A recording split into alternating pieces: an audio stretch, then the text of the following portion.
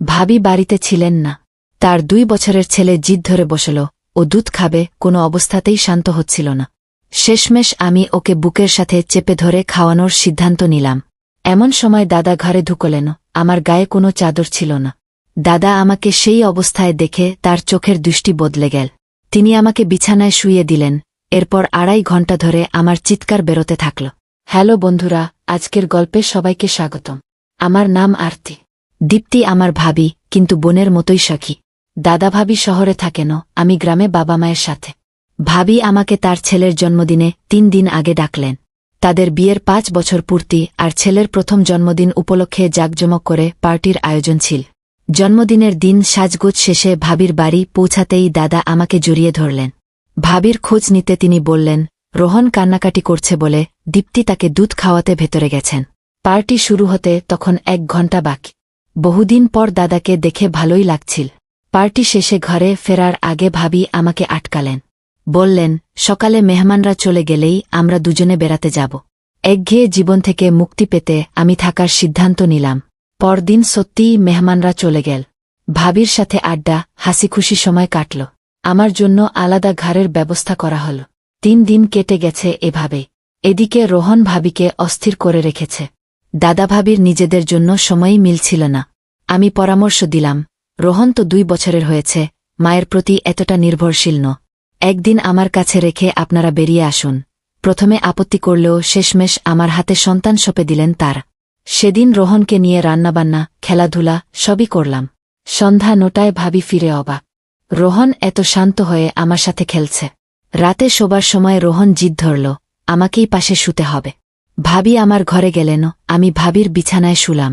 হঠাৎ রাত 1টায় ঘুমের ঘোরে টের পেলাম কেউ আমার গায়ে হাত বুলাচ্ছে।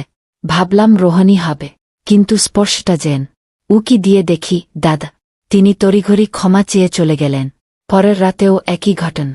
এবার তার হাত আমার সংবেদনশীল স্থানে। ভয়ে কাঁপতে কাঁপতে লাফিয়ে উঠলাম। ভাবি গভীর ঘুমে, কিছু টের পেলেন না। দাদা পিছু নিলেন, আমি জড়সড়। তিনি বললেন, আরতি, অন্ধকারে দীপ্তি ভেবে ভুল করেছি। মুখ ফুটে কিছু বলার আগেই মাফ চেয়ে নিলেন। কিছুদিন পর আবারও বাড়ি ফেরার কথা তুলতেই ভাবি কাতর অনুরোধ করলেন, আরও কিছুদিন থাকো না। 1 মাসের কুকিং কোর্সে ভর্তি হতে চাই। রোহন এখন তোমার সাথে মানিয়ে নিয়েছে, নিশ্চিন্তে কোর্সটা শেষ করতে পারব। গত 3-4 মাস ধরে এই কোর্সের জন্য ব্যাকুল ছিলাম, কিন্তু রোহনকে কারো হাতে ছাড়তে পারিনি। মাত্র কয়েক দিনের ব্যাপার। দুপুরে আমার 2 ঘণ্টার ক্লাস থাকবে। ভাবি অনুনয় করতে লাগলেন। এমন সময় দাদা বলে উঠলেন, আরতি, তুমি তো দীপ্তিকে বন্ধু বলো, তাহলে নিজের ভাবির জন্য আর কয়েকদিন থাকতে পারো না? তাদের জোরাজুরি বাড়তে থাকায় শেষ পর্যন্ত রইলাম। রাজি হতেই দাদা অফিসে চলে গেলেন। দরজা বন্ধ হতেই ভাবি জড়িয়ে ধরে কৃতজ্ঞতা জানালেন, তোমার সাহায্য পেলে কোর্সটা শেষ করতে পার। মাত্র কদিনের কোর্স এটা। একদিন রান্না শিখে গেলে নিজের ব্যবসা গর্ব। ভাবির উচ্ছ্বাস দেখে আমিও খুশি। একদিন দুপুরে ভাবি ক্লাসে গেছেন, রোহন আমার কোলে। হঠাৎ তার কান্না শুনে রান্নাঘরে দুধ গরম করতে গেলাম। চুলায় স্বচ্ছতে দুধের পাত্র চাপাতেই পেছন থেকে কে যেন জড়িয়ে ধর। গলা কামড়ে দিতেই চিৎকার করে ফিরে দেখি দাদা। আরতি, ভেবেছি দীপ্তি তুমি। একই রকম পোশাক তো। তিনি ক্ষমা চেয়ে নিলেন। কিছুক্ষণ পর আইস প্যাক নিয়ে এলেন আমার ফোলা গলা। আমার ভুলের শাস্তি আমাকেই নিতে হবে, বলতে বলতে তার আঙুলগুলো অস্বস্তিকরভাবে ঘষতে লাগ। আমি সরে দাঁড়াতেই বললাম, দাদা, আপনি তো অফিস গিয়েছিলেন, এত তাড়াতাড়ি ফিরলেন কি করে? আজ কাজ কম ছিল, বলেই তিনি ঘর থেকে বেরিয়ে গেলেন। সন্ধ্যায় চায়ের টেবিলে দাদার প্রস্তাব, রাতের খাবারে বাইরে যাই। ভাবি আপত্তি করতেই তিনি বললেন, দীপ্তি না গেলে আরতিকে নিয়ে যাব। এতদিন ঘরবন্দি ছিল, বাইরে ঘুরে আসুক। ভাবি রাজি হলেন। শীঘ্রই দাদা আমার ঘরে এনে দিলেন 1 পিস ড্রেস। দীপ্তি তোমার জন্য পাঠিয়েছে। পোশাকটা দেখেই সন্দেহ হল, এ তো দাদার পছন্দের স্টাইল। প্রস্তুত হয়ে বেরোলাম। ভাবি মন্তব্য করলেন, বাহ, দাদার সাথে ডিনারে যেতে এত উৎসাহ। রেস্তোরাঁয় ঢুকতেই দাদা কোমর জড়ালেন। টেবিলে বারবার হাঁটু স্পর্শ করার চেষ্টা। আমি সরে যেতেই কাছে ঘেঁষতেন। তাড়াতাড়ি খেয়ে ফিরলাম। রাতে ভাবিকে বললাম, আজ দাদার সাথে আপনাদের রুমেই শোবেন, আমার জন্য দূরত্ব যেন না বাড়ে। দাদা রুক্ষ স্বরে বললেন, সাথে শোয়ার কোনো দরকার নেই, বলে অন্য ঘরে চলে গেলেন। দাদার আচরণ ও কথাবার্তা থেকে স্পষ্ট বোঝা যাচ্ছিল, তিনি তার স্ত্রীর প্রতি আর আগের মতো আকর্ষণ বোধ করছেন না। দাদা চলে যাওয়ার পর আমি ভাবির ঘরে গেলাম। তার মুখে একটা বিষণ্ণ ভাব। আমি জিজ্ঞেস করলাম, ভাবি, তোমার আর দাদার মধ্যে সব ঠিক আছে তো?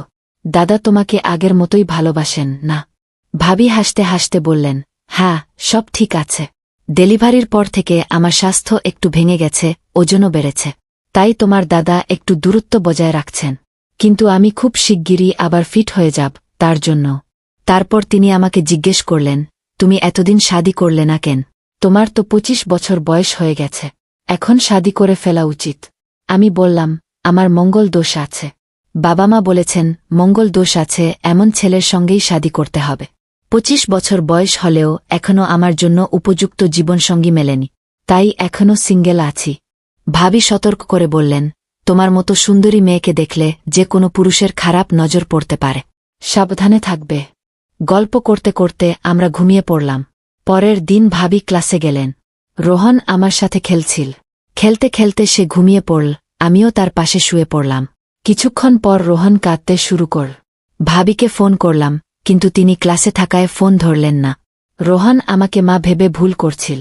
তাকে চুপ করাতে আমি দুধের বোতল দিলাম, কিন্তু সে দুধ খেতে রাজি হল না। শেষে তাকে কোলে নিয়ে সান্ত্বনা দিলাম। আমার বুকে জড়িয়ে ধরে তাকে মায়ের মতোই স্নেহ দিলাম। হঠাৎ ঘুম ভেঙে দেখি দাদা আমার সামনে দাঁড়িয়ে। কখন এসেছেন, কতক্ষণ ধরে দেখছেন, কিছুই বুঝলাম না। রোহনকে শান্ত করতে গিয়ে আমার কাপড় ঠিক করতে ভুলে গিয়েছিলাম। দাদার চোখে একটা অদ্ভুত দৃষ্টি। আমি তড়িঘড়ি কাপড় ঠিক করলাম, কিন্তু দাদা আমার হাত ধরে টানতে লাগলেন বিছানার দিকে। আমি ভয় পেয়ে গেলাম। দাদা বললেন, আরতি, তুমি আমাকে আর কত অপেক্ষা করাবে? আমি তো ইতিমধ্যে অনেকবার ইশারা করেছি। তুমি এতদিন আমার সামনে ছিলে, কিন্তু তোমার সাথে ঠিকমতো সময় কাটাতে পারিনি। কাল তোমাকে সেই অবস্থায় দেখে আমার চোখ জ্বলে উঠেছিল। আজ দীপ্তি পুরো দিন বাইরে, আমাদের হাতে পুরো দিন আছে। আমি দাদার কথা মেনে নিলাম, কিন্তু একটা প্রশ্ন করলাম, আপনি তো শাদী করেছেন, এভাবে আমার কাছে এলে ভাবির সাথে আপনার সম্পর্ক নষ্ট হবে না? দাদা বললেন, আরতি, তুমি বেশি ভাবছ। দীপ্তি শুধু আমার স্ত্রী, কিন্তু আমি তাকে আর ভালোবাসি না। আমি তাকে কুকিং ক্লাসে পাঠাচ্ছি, কারণ আমার চাকরি চলে গেছে। সে কিছু টাকা কামিয়ে আমাকে সাহায্য করবে, নইলে তার থেকে আমার কোনো সুখ নেই। তুমি যদি রাজি হও, আমরা শাদী করতে পারি। রোহন তো তোমাকে মা মনে করেই ফেলেছে। দাদা মুচকি হেসে আমাকে জড়িয়ে ধরলেন। আমি পুলকিত হয়ে তার বাহুতে ঢেলে পড়লাম। দাদা আমার দোপাট্টা সরিয়ে দিলেন, বুকে হাত বুলাতে লাগলেন। এমন সময়ে দরজা খুলে ভাবি ঘরে ঢুকলেন। তিনি আমাকে দাদার বাহুতে দেখে হতবাক হয়ে গেলেন। আমি তড়িঘড়ি দাদাকে ধাক্কা দিয়ে দূরে সরালাম। ভাবির দিকে এগিয়ে গেলাম। দাদা বললেন, দীপ্তি, আরতিকে বাড়ি পাঠিয়ে দা। আমি ফাইল নিতে এসে দেখি সে আমাকে জড়িয়ে ধরল। ভাবি রেগে গিয়ে দাদাকে জোরে এক চোর মারলেন। বললেন, নীচ লোক। আমি সব শুনেছি। আরতি যখন পানি নিয়ে ঘরে ঢুকেছিল, তখন থেকেই ফোনে সব শুনছিলাম। কাল রাতে আরতি তোমার আসল চেহারা আমাকে জানিয়েছিল। তুমি তার সাথে জোর করার চেষ্টা করেছ। আমি এখন বুঝতে পেরেছি তুমি কেন তাকে এখানে রাখতে চেয়েছিলে। তুমি অফিসেও কোনো মহিলা কর্মীর সাথে অসদাচরণ করেছিলে বলেই চাকরি হারিয়েছ। এখন বুঝতে পারছি তুমি কেন প্রতি মাসে চাকরি বদলাতে। গত 5 বছর ধরে তুমি আমাকে বোকা বানিয়ে এসেছ। আমি ঘর সংসার সামলাচ্ছিলাম, আর তুমি বাইরে মেয়েদের পেছনে টাকা উড়াচ্ছিলে। আরতি আমাকে সেই সব মেসেজ দেখিয়েছে যা তুমি তাকে পাঠিয়েছিলে। আমি ভাবির সামনে দাদার আসল চেহারা তুলে ধরতে চেয়েছিলাম, এবং এখন তা সম্পূর্ণ প্রকাশ পেয়েছে।